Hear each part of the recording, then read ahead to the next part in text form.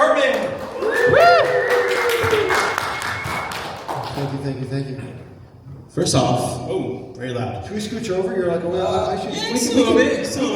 We can have some tea. It's a scooch game. Yes, here we go.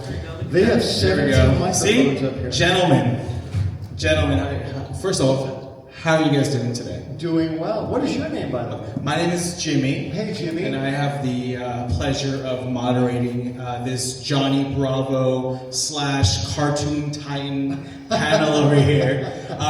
So I'm not why people are here. People are here because of you two. So actually, we'll do some quick introductions. They know who you are, but I think they want to hear from you. Okay, sure. So who are you? And who is your daddy? What is he? Okay. Who are you? And what was your role on Johnny Bravo? I'll go first. My name is Partible. Is it working? Maybe? There we go. It's on. My name is Partible. There we go. I was the creator of Johnny Bravo. It was my senior thesis project out of college. That's it. There's so much more to you. There's so much more, but there's so much of an hour to be filled. Oh, that's true, yes. So Van was the creator of Johnny Bravo. I'm Butch Hartman. My role on Johnny Bravo was a writer-director on Johnny Bravo. And met Van through that. And I saw your short film, and then it became a series, and I was a big fan. I said, I'd love to work on that. And then you let me work on it. Because Butch was really good. Oh, okay. I mean, it was Butch fun. was one of the few people that would talk to me at the studio. I think you and I had the same taste in 1970s TV. Yeah. We loved the Partridge Family, we loved the Brady Bunch, we loved all those shows and Happy Days and things like that. And so I understood all of your references. I knew that Johnny Bravo was actually from a Brady Bunch episode, Exactly. and all that stuff. So that was kind of fun. Wow. I want to kind of go back a little bit. You mentioned that Johnny Bravo was your senior thesis project. Yes. So how did it go from being that thesis project to getting on air and airing on Cartoon Network and giving such amazing people work? Okay, here goes the story. So in '92, if you were born then, Cartoon Network was born, right? So Cartoon Network was based on, had just a bunch of Hanna-Barbera cartoons. That's pretty much all. They owned the library of Hanna-Barbera stuff, yeah. And old MGM cartoons from the MGM library. Anyways, '93, they got together and said, hey, how do we make cartoons funny again, right? And so they started this shorts program. And in order to do the shorts program, they had this Cartoon Network advisory board where they all got together, all the people like Bill Hannon, Joe Barbera, who else was there? Chris Freeling, John Christopherlucci, Ed Bennett, and all these people who were like sitting around going, how come cartoons aren't funny anymore? Because all they were doing at that point in time were like He-Man, Transformers, everything was like commercials. Based on a toy, yeah. Based on toys. And so they go, the reason why cartoons were funny is because it was based on one person's vision, like Chris Freeling's vision of a cartoon, Chuck Jones. It was based on these different units that made the cartoons, right? So they're like, Bill Hannon, Joe Barbera, they are a unit. So they're like, why don't we find the visionaries, I guess you can call them, right? That was a kind word they used for us, visionaries. Yeah, they said that word, yeah. People who love cartoons. And let's let them do it rather than a committee do it. So they're like, let's just find funny people. But they couldn't find any, so they used us. Butch was already working at Hanna-Barbera at the time. And so they mostly had, they went around to universities, which was really interesting. Like, let's find new talent. And I came out of Loyola Marymount University, and I had my senior thesis project. And my teacher, his name was Dan McLaughlin, he just so happened to be friends with Buzz Potemkin. Okay, who was a producer at Hanna-Barbera. Yeah, they worked on Pirates of Dark Water together. Mm-hmm. And he was also the head of the UCLA Animation Workshop. And he's like, do you have any student films that would make great shorts? And so he included my film in the UCLA group batch. Wow. And isn't your film really was what we know as Johnny Bravo was that character. Yeah. Was he at a zoo or something? Yeah. It was Johnny Bravo at the zoo, man. But Jeff hadn't done the voice though. It was who did the voice of Johnny Bravo? That was my old college roommate. Was it an Elvis-y type of voice? Yeah. Yeah, but anyway, I remember seeing your film, and I thought it was hilarious. It was very funny. And then the next thing I knew, you were walking the halls of Hanna-Barbera. It was that fast. That's awesome. Butch, you mentioned that you were already at Hanna-Barbera by the time that Van showed up. Can you give us a little more insight of what your role was at Hanna-Barbera?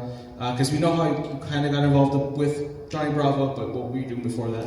Yeah, I was working in the industry since 1986. At different studios. I was at Marvel Productions, I was at Ruby Spears Productions. I ended up going to Hanna-Barbera in 1991 to do storyboards on a show called, no, it wasn't storyboards, it was character design on a show called Tom and Jerry Kids. It was Tom and Jerry as little kids, because that was a super original idea. And then we did Droopy Master Detective, so it was Droopy as a Detective. These were actually shows that were on back then. And so I was working on those shows, and then one day they called us all out to the parking lot. The whole studio, we went out to the parking lot, and there's Ted Turner standing there at a podium saying, "You've all been bought by Turner Broadcasting. Hanna-Barbera is now Cartoon Network." And it was like, okay, and we all went back to our desks and worked on the same stuff we were working on. And then as Van said, they instituted the shorts program. And it really came down like this. Before you got there, they told all of us in the studio, if anyone here has a cartoon idea, we'd love to hear it. That never happens, ever. In fact, I wish I'd known how rare that was back then when it did happen. And so I didn't want to sell a cartoon at all. I wanted nothing to do with it. And a friend of mine, Gino, my friend Gino said, "Hey, we should go pitch a cartoon." And he already had an idea. So I said, "Okay, I'll help you with your idea." So I went in with Gino and we were doing the pitch, and I started acting the pitch out like I do, and they bought the idea. I thought, "Oh, that was cool. Let's do it again." And so we did it again and again and did a couple different shorts. And so before you knew it, those of us who were working on other people's shows started making our own shows. And you came in, and then another guy, I think his name is Seth MacFarlane, something like that. That's, I don't think he never did anything. no one's ever heard of him, but yeah, he ended up coming in from the Rhode Island School of Design with his show, his film, and just kind of started taking off. We started making our own cartoons at that time, and it was really kind of a neat time to be in the industry. That sounds kind of like one of those, when you put creators first, you're going to get really cool stuff. Maybe some not so great stuff, but you're going to get some Well, no, cool it's like stuff out of anything. it. I mean, the creators, yes, you had a bunch of people creating cartoons. Not all of them were great. None of the ones I did were great, but I was learning. And the great thing was they kept giving us a chance to keep doing it. If you had another idea, they would hear it. If you had another idea, and you're like, wow, they were really giving us a chance to do this. And they really believed in us for a time. And those of us, like Van, maybe me, Gandhi Tartakovsky, Craig McCracken, a few of us actually got some stuff off the ground. But then I was able to go to Nickelodeon and continue on over there. Butch didn't do much on Nickelodeon, you know. I was a janitor over there in Nickelodeon. It happens. No, but so we've been talking about kind of the earlier days of just kind of animation, at least in the 90s. Golden age, if you ask me. Just so many good things on the air. Agree. How do you see the industry today as opposed to how it was 30 years ago? Wow, you take that one. Today, from my point of view, it is less willing to take a risk on anything that's not within the parameters of what audiences like. Right? So there's a subtle change that happened at Netflix during the heyday of Netflix, where they were saying, we make the cartoons that you want to make. That was what they were telling all these creators, all these people in the cartoon industry. And then suddenly it shifted to the motto, we make the cartoons you want to see. And not very many people noticed that little switch, but it was because of all the algorithms. They're like, well, you know what people love? People love the Boss Baby. Let's make more movies like Boss Baby, more cartoons like that. So yeah, now it's more like, what is popular and how can we keep our jobs if you're like in development? Because right now, because there's nothing out there, the next thing needs to be like a hit, right? Or else you'll get fired.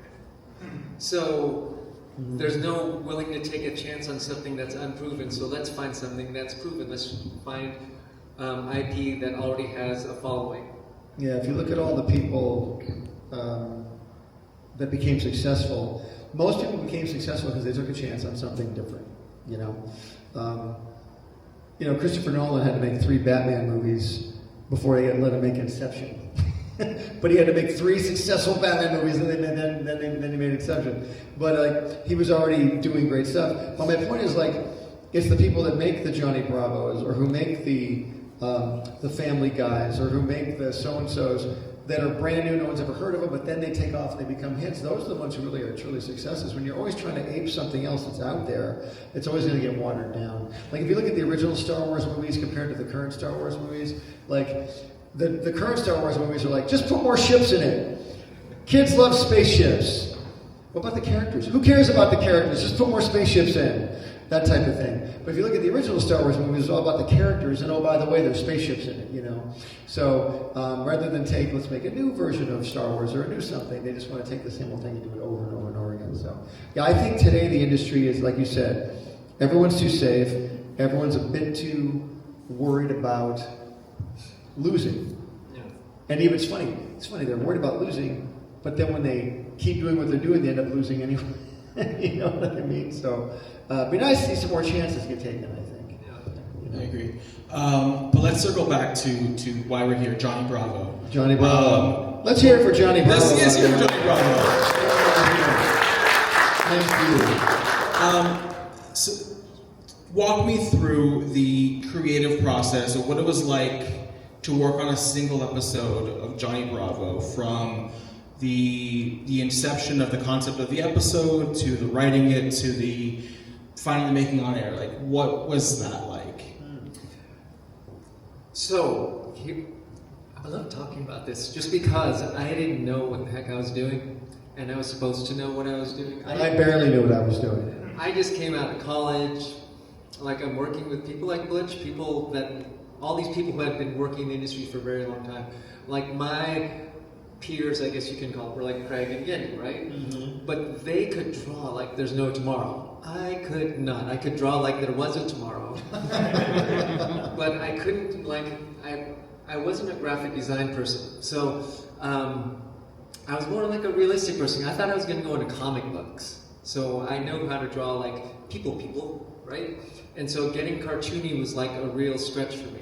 So I didn't really know how to design, so I pretended to know how to design. I pretended to know how to do everything, right? So when... No one in Hollywood pretends to know what they're doing. No one ever would do that. Right, so Dexter's Lab was formed.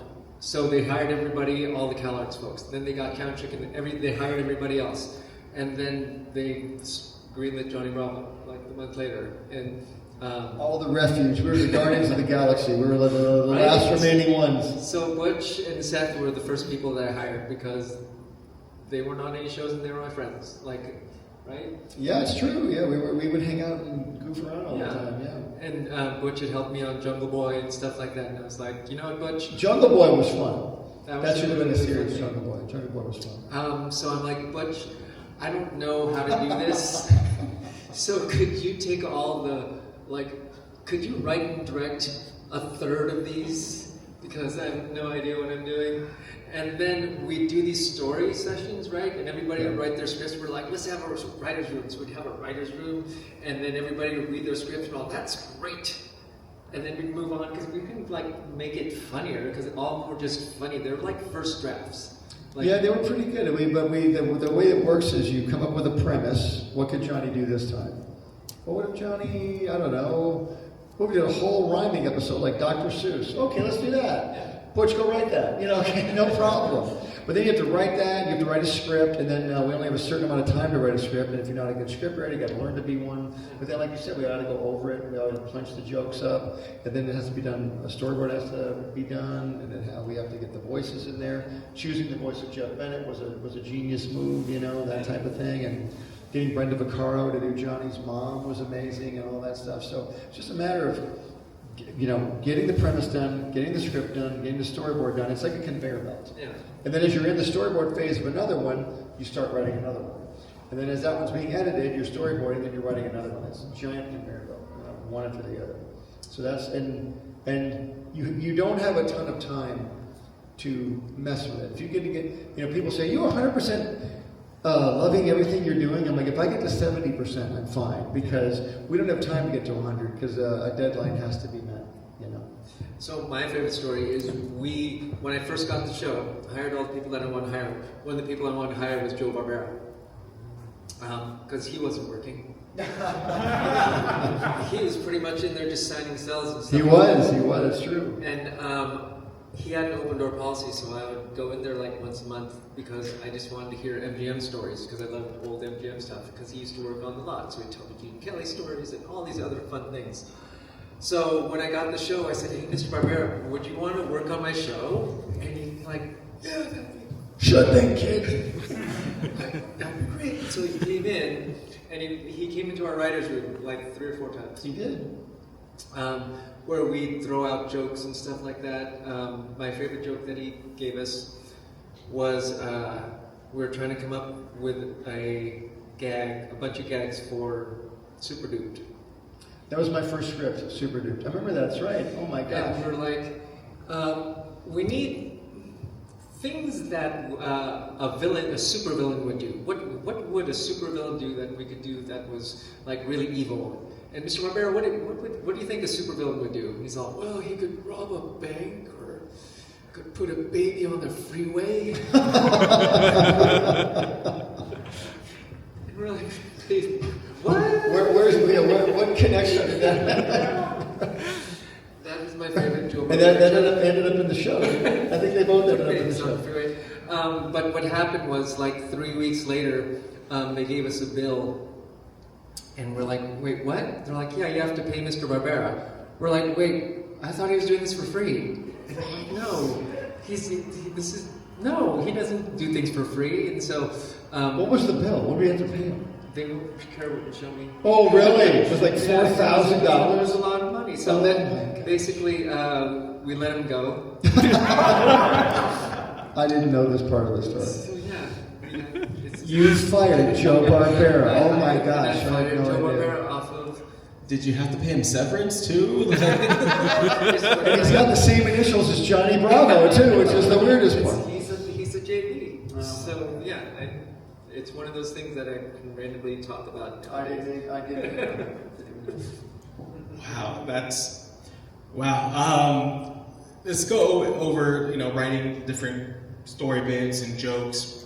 Is there any lines from the show that stand out to you, whether they're funny or not? Just maybe it was a joke written at a specific time that just sticks out to you?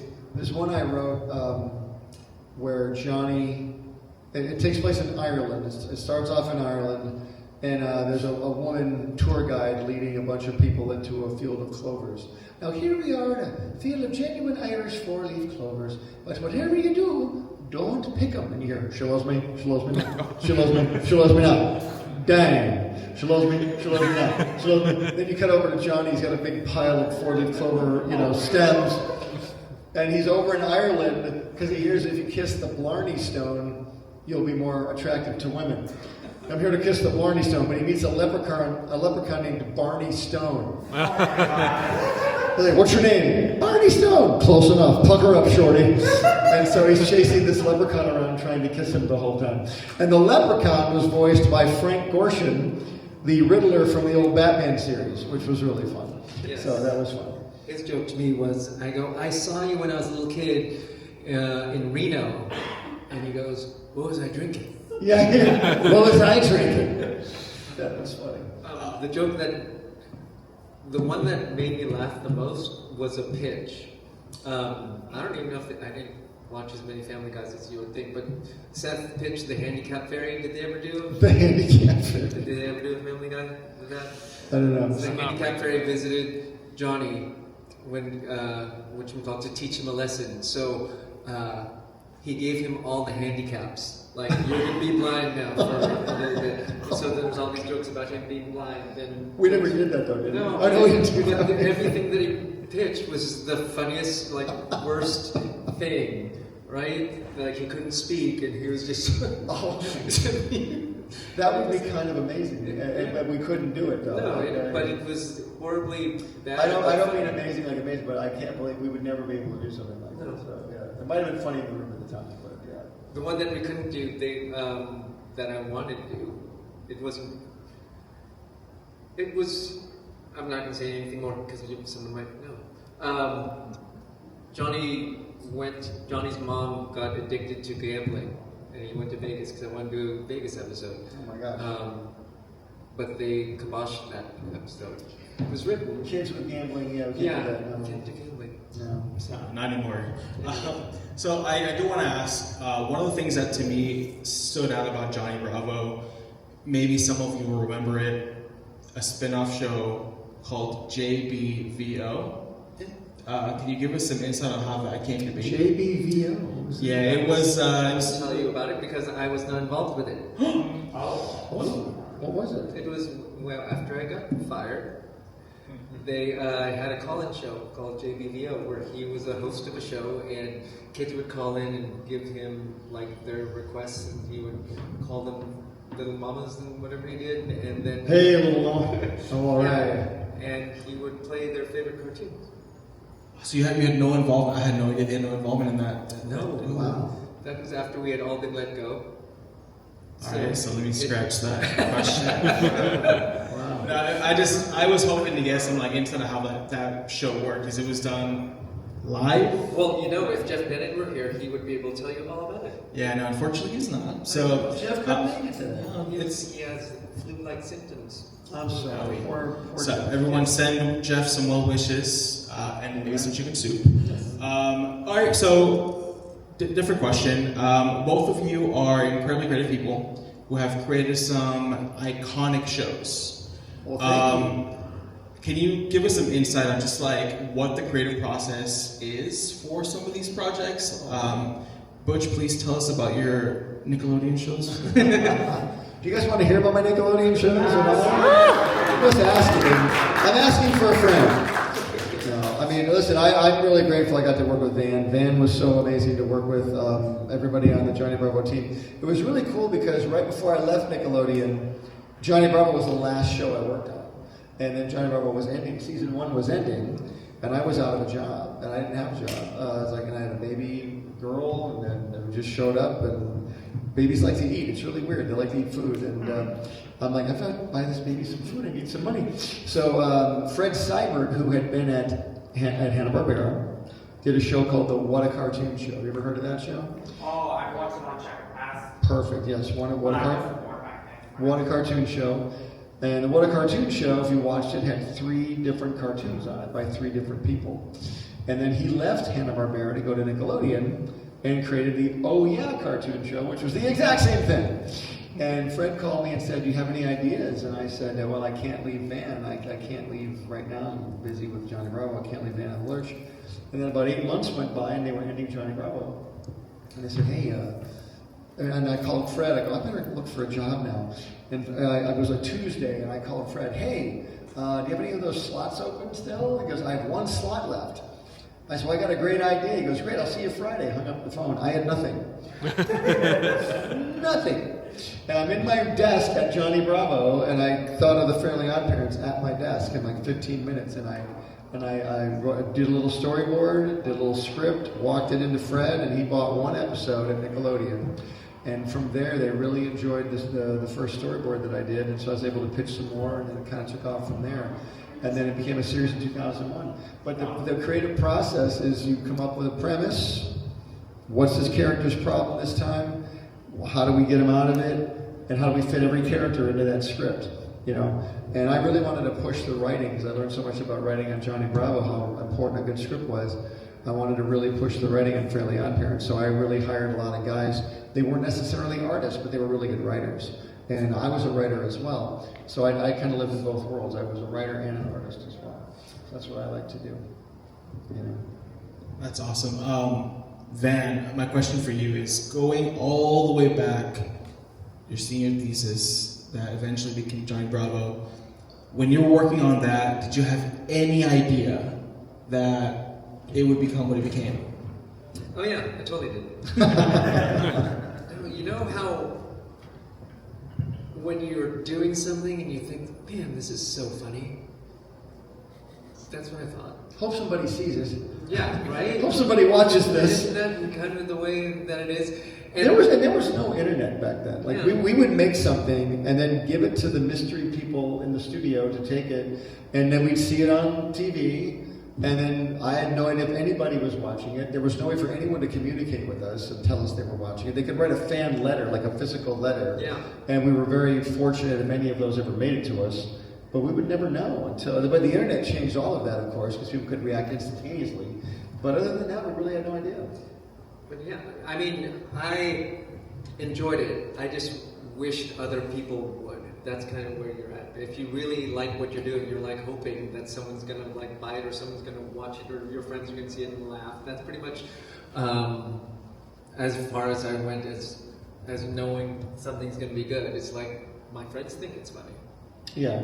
That's pretty much Same with Fairly OddParents, and Johnny Bravo too. If we were laughing in the room, if we were cracking up at something, if all of us were laughing, we knew that other people would laugh. Plus, we wanted to make stuff we liked. It's like, we gotta like working on this. It's like, would it be funny? It'd be funny if Johnny met Adam West from Batman. That'd be really funny. And how did we do that? Well, let's call Adam West and get him, and he came in and did it, and it was hysterical. It was really funny. Like after we had done that, I got a call from Adam West's agent who said, what is his name? Don Pitts. Don Pitts. Talk like this. Hey, talk like this. Hey, I'm Adam West's agent, and I'm an old Hollywood guy. Yeah, he saw you made Adam feel like a 14-year-old boy, and he wants to pitch you an idea. Oh, cool. So brought in all the writers, and Adam West came over, pitched a snake dog. He pitched an idea called Snake Dog. It was a snake who was part dog. But this is right before Cat Dog came out, I think. And we had nothing to do with Cat Dog, but that was his idea. It was Snake. This was called Snake Dog, Robin. What do you think? It's a villain. Like, it was really kind of funny. It was totally really funny. And yeah, what was really nice is that we got to work with Adam West, but then we didn't get a second season. But he got to live on with Butch and Seth in their... Seth and I made a deal. We're like, look, well, Seth and I actually wrote a pilot for Adam West, an animated pilot. That was called the Adam West Show or something, where Adam was a detective. Yeah. Just like a rich guy detective. He'd get a call every day, and we gave him a female secretary named Robin. So he'd go like, Robin, do I have any calls? Robin, where are my car keys? That kind of thing. And it was really funny. And then Cartoon Network didn't like it. Yeah. So then I said, look, if I ever get a show, I'm putting Adam on it. And Seth goes, if I ever get a show, I'm putting Adam on it. We both got a show and put Adam on our show, which was really cool. So long live Adam West, we always say. Yeah. Yes, can we hear it for Adam West? Let's hear it for Adam West. Thank you, Adam. I brought him back for a blind date episode. If anyone ever saw the Johnny Bravo blind date episode, he went on a date with that one supervillain. Adam West? Yeah, on Johnny Bravo. Johnny Bravo, Adam West, Date-O-Rama. Oh, and he dated a supervillain? Yeah. Like a real one? Or One one date. a real one or one that you... A real one. I mean, one... One from Space Ghost. Oh, a Space Ghost supervillain. Zorak? No, it would have been, no. Oh, God, that was funny who it could have been. I thought you meant a Batman It villain. was played by Judy Tenuta, so whoever Judy Tenuta played in Space Ghost, Ghost. Got it. The Black Widow. Is The Black Widow. Black Got it. I know we're going off the track here. No. This is, I love it. Like Okay. this Do you guys is- bore? Are we boring you at all? This is boring? No, it's Okay. kind of like for me when I was growing up, like you'd see the title card at the very end be Yep. Fairly OddParents, created by Butch Hartman. Yes, right? sir. So like Yes, to sir. me as a kid pre-internet, I was like, first of all, who is Butch Hartman and why is that such a cool name? Oh, wow. Thank So like to me, getting to hear these stories because I had always wondered when I was a kid, like who Van Partible was, who Butch Hartman was, who Well, you know what's Kramer interesting Kraken is was. what's his Van's name? a far cooler name Is than it Butch. Jim who did all the Disney after name? Who? The Jim who's sitting onto the side of us. Like he was in charge of like DuckTales and Tailspin and all the other stuff, but his name isn't associated with it because it was with Disney. Oh, I know what you mean. Yeah, we were very fortunate that we could put our name as creator on our shows. Because, like you said, if you worked for Disney, it was Walt Disney's whatever show. And any Hanna-Barbera, Hanna-Barbera was Right. a bunch had to be like Joe Ruby. He created Scooby-Doo. Yep, and but nobody knows that. Yeah. It was a Hanna-Barbera. No, but it was really a great little window we were in, and I just want to encourage you guys. If you're out to create a show or work in the industry in any way, just start going for it. I mean, I wouldn't be scared. I wouldn't be afraid. I mean, excuse me, I shouldn't say it wouldn't be. You might be scared, you might be afraid, but the main thing is to keep going out there, because the more you do it, the less afraid you'll be. And the more chances you'll get, the more opportunities you'll get. I always tell people, get in the building. But I want to be an artist, but they're not hiring artists. Well, get in the building, do something. Work in the mailroom or something. At least you get seen by people in the building.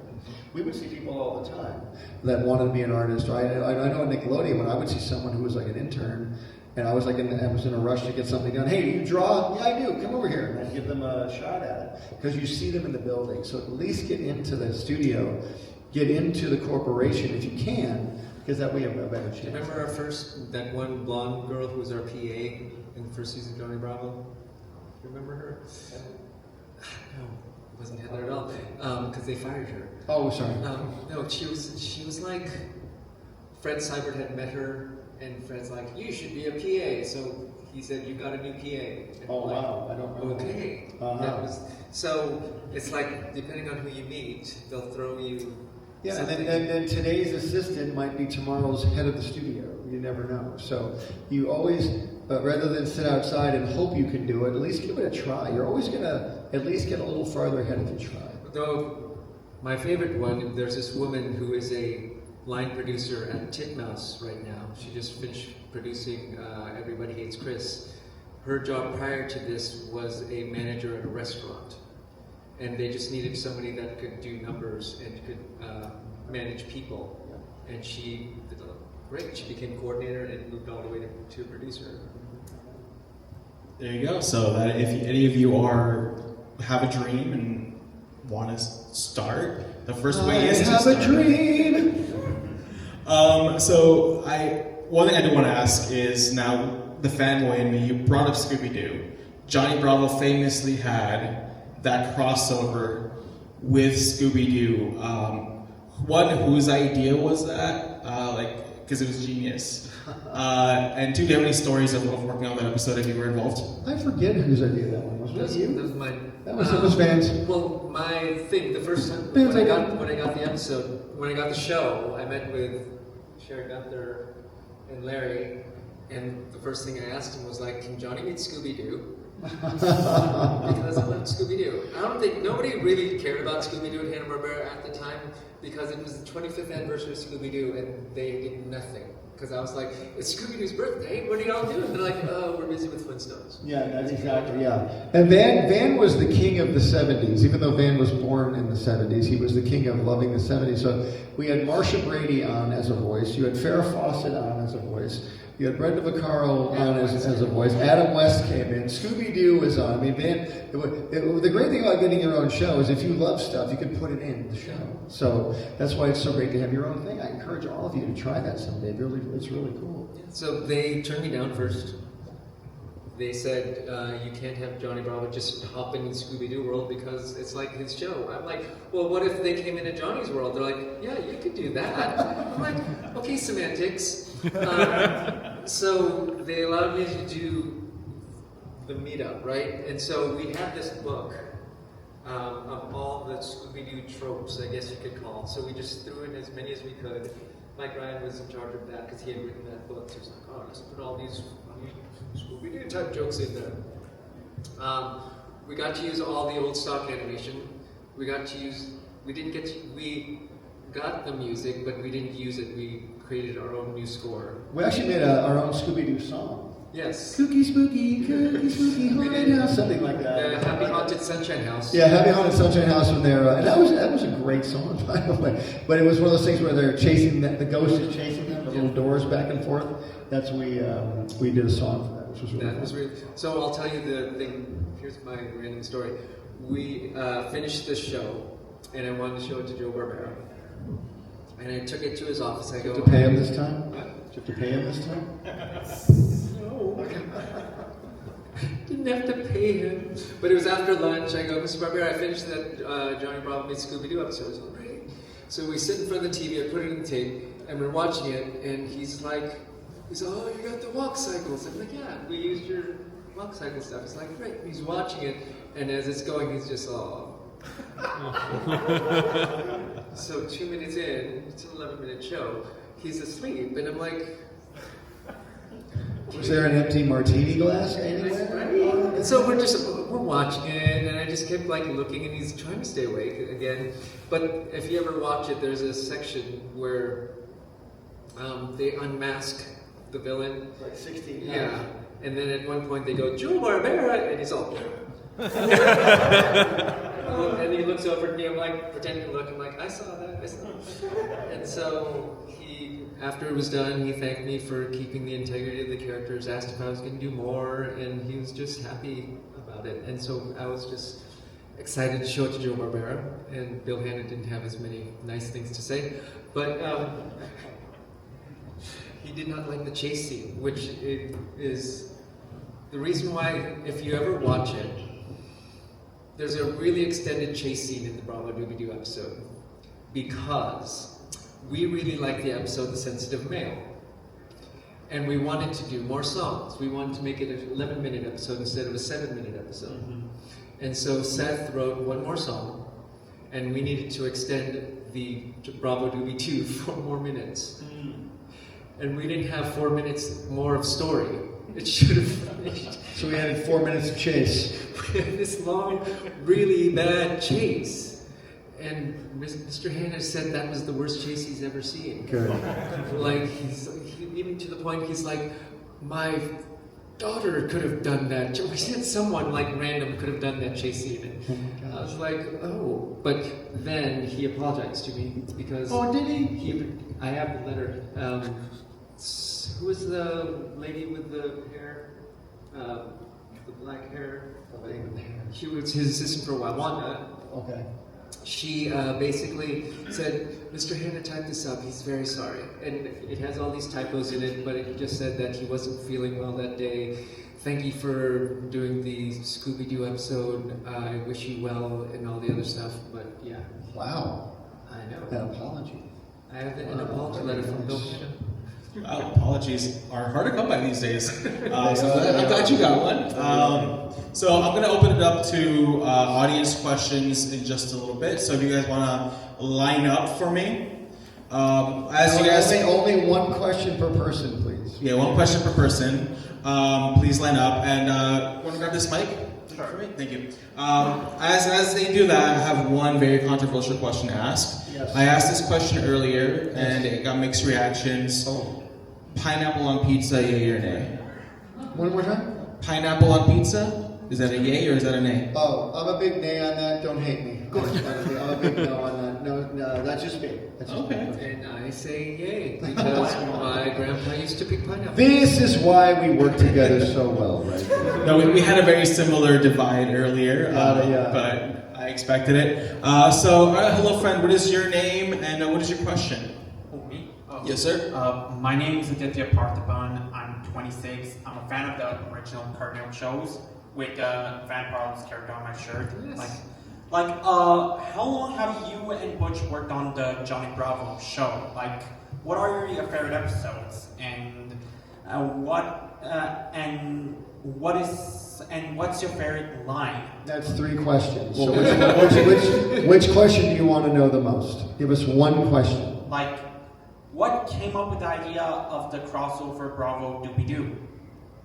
We already answered. We just answered that. Okay, I'll tell you one thing. You wanted to know how long we've been working together. Yeah. That's a good question. Yeah. We'll answer that question. How long did we work on Johnny Bravo together? We worked on it for 2 years? I think two and a half years or so, yeah. Yeah. And I have video I put on my YouTube channel.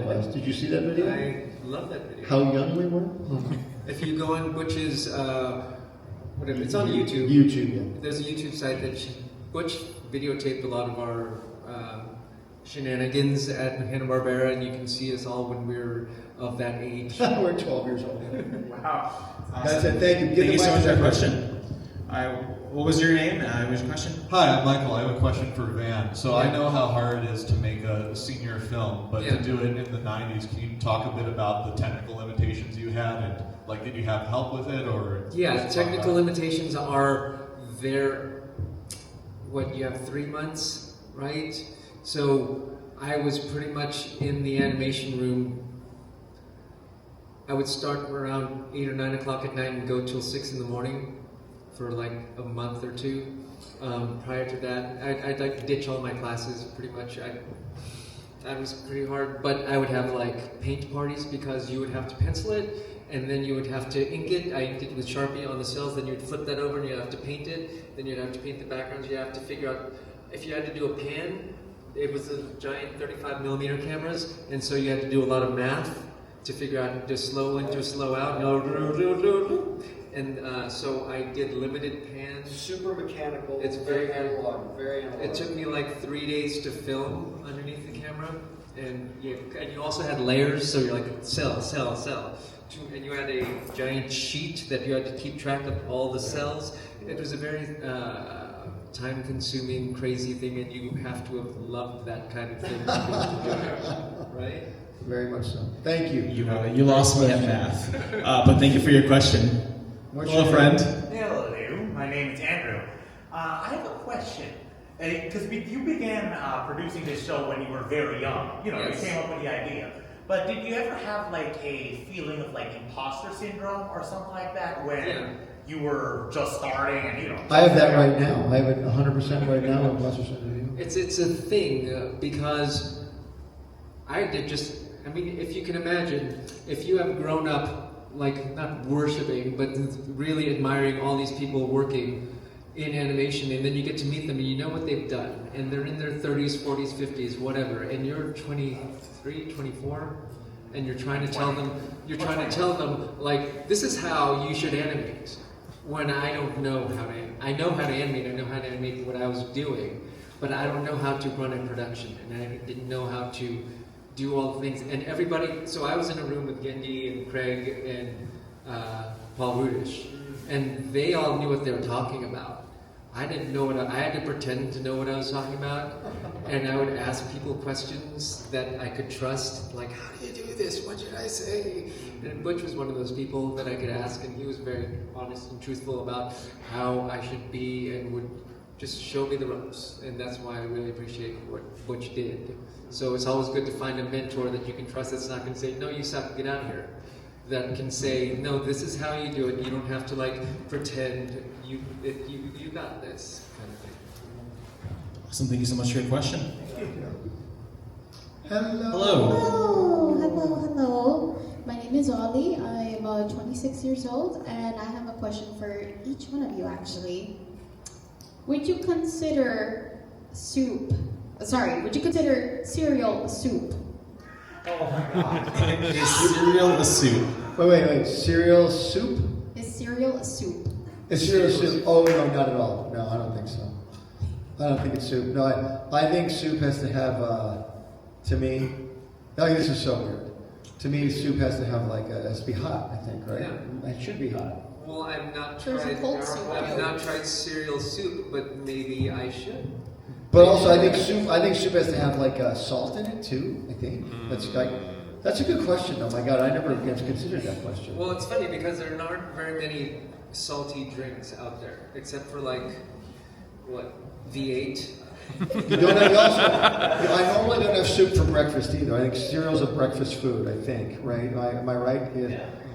Okay. Thank you. Is that your only question? That was beautiful. Well done. I love that question. Thank you. Thank you so much. It's those kind of riveting questions. Is the hot dog a taco? Those are the hot dog. Is the what? Is the hot dog a taco? Oh, I heard it's a sandwich. Is the hot dog a sandwich? I would say a hot dog is a sandwich.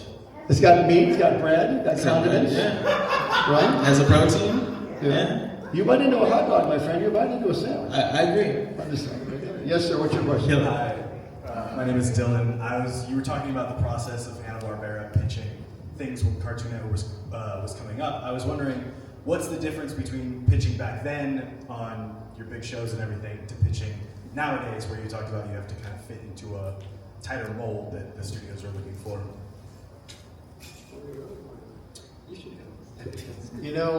Right now, it's extremely hard to pitch anything now because the studios, right now as we speak, people really aren't buying as many things right now.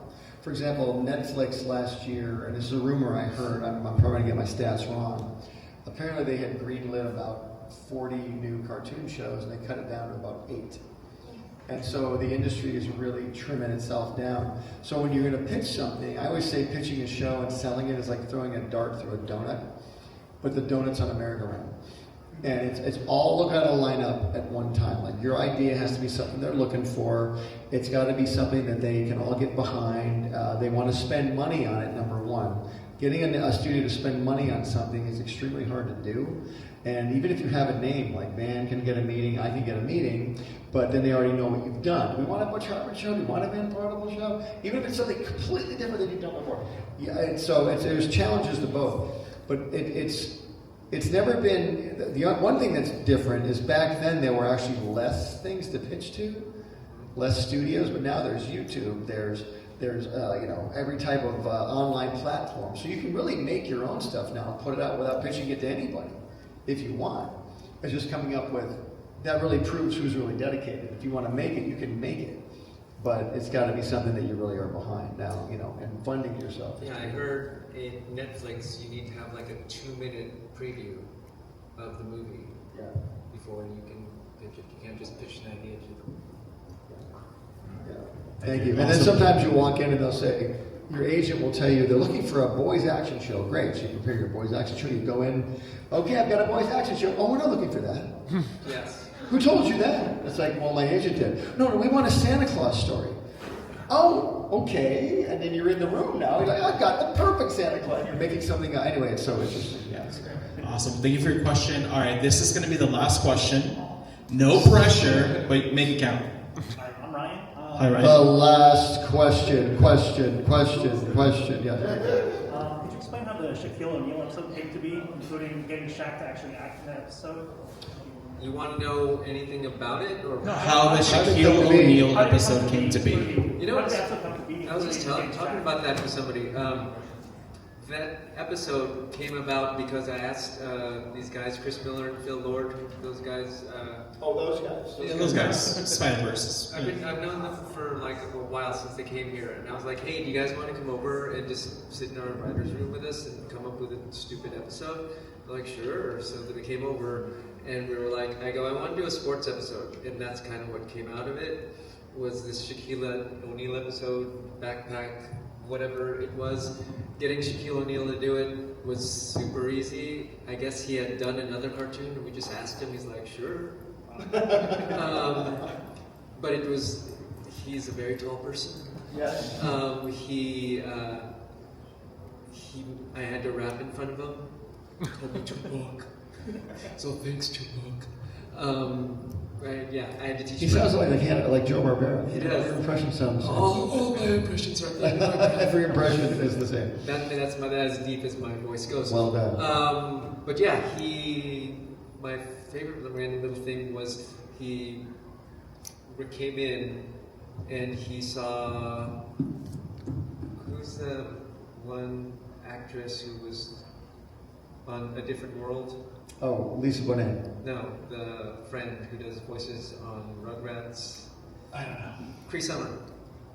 Cree Summer. Yeah. What about it? You saw Cree Summer. He's like, I didn't know there were going to be real actors here. Oh, it was just a funny. He was funny. Cree is very talented too. Yeah, but yeah, everybody wanted to see him. Let's put it that way. There was a lot of people in the lobby when he was there. We had to sneak him in through the back, sneak him in through the front. You can't sneak Shaq in anywhere. How can you sneak him in anything? And my favorite part was that they talked about him on the news in the newspaper the next day. And they're like, Shaq left early, and everyone was like worried because there was the big Shaq and Kobe fight going on at the time. And they're like, nobody knows where he is. And I'm like, we knew where he was. Cartoon Network Studios. Done. Yeah. Thank you, man. Thanks for your question. How do you squeeze into the recording booth? I don't know. Was the recording booth huge? Was it tall? He had to go underneath the door jamb, which is always fun. Wow. To have someone do that. All right. Well, thank you all so much. One more hand for Van Partible right yes. here. And here's some noise from Butch Hartman. Before I let the two of you go, can you let the people know where they can find you on social media? Yeah, you guys can follow my TikTok, just at Butch Hartman, and Instagram at Butch Hartman, and I'm on X as Fairly Odd Father. You should find me on there. And I have a YouTube channel as well. I just do Instagram, which is Partible, one word. I do Facebook, but it's from Instagram. So if you're an old school Facebook person, Yeah. I would do. Awesome. Thank you all so much. Thanks, If you guys. want to continue talking to them, they're going to be in the main hall. Thank you again.